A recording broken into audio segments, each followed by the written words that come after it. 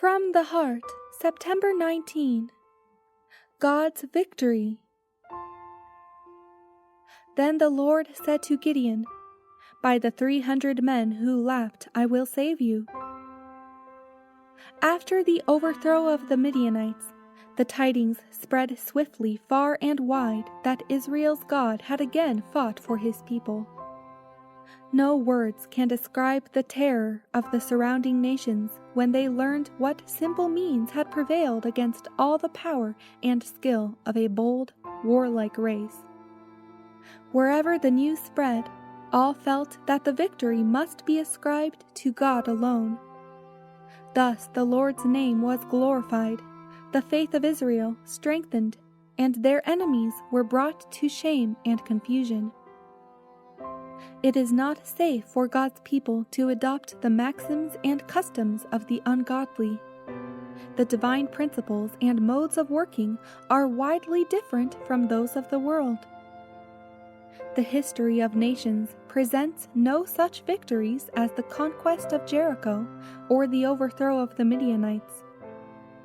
No general of heathen armies had ever conducted warfare as Joshua and Gideon had done.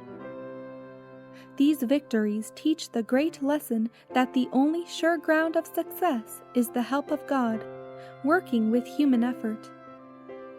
Those who trust to their own wisdom and their own skill will surely be disappointed.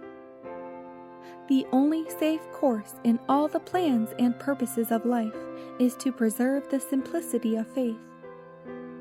Humble trust in God and faithful obedience to His will are as essential to the Christian in waging spiritual warfare as they were to Gideon and his brave associates in fighting the battles of the Lord. God's commands must be implicitly obeyed, irrespective of the world's opinion. This lesson should not be disregarded by those who occupy positions of responsibility among their fellow men. All should earnestly improve every religious privilege and inquire of God daily to learn His will. The life and words of Christ must be diligently studied and His instructions cheerfully obeyed. Those who will thus gird on the armor of righteousness need not fear the enemies of God.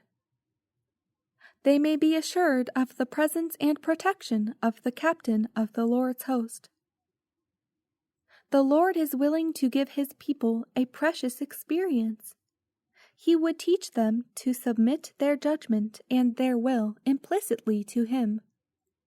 Then will they see and know that of themselves they can do nothing, that God is all and in all.